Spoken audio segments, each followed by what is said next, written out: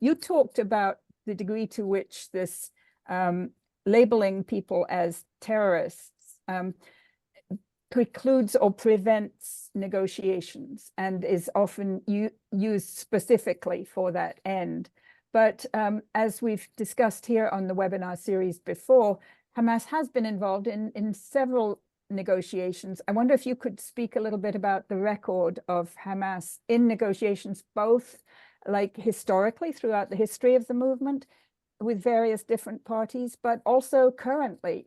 Currently we have a situation where our administration here in the United States is apparently trying to nail down a ceasefire and hostage release deal with Hamas at the same time that they express complete support for Israel's campaign to destroy Hamas.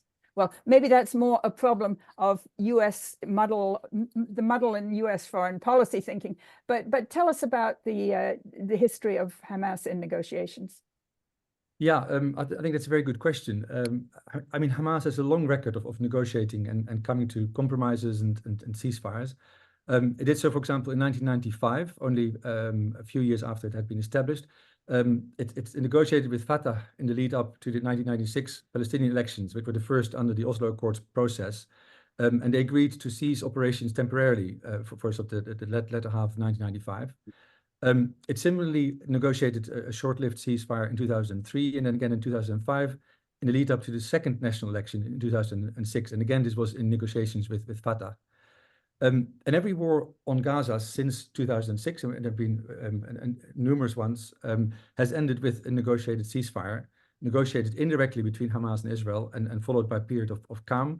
There have been hostage negotiations before where hostages were exchanged. And since 2006, Hamas has also repeatedly sought to negotiate a national unity government with Fatah, making increasingly significant concessions, most notably in 2017,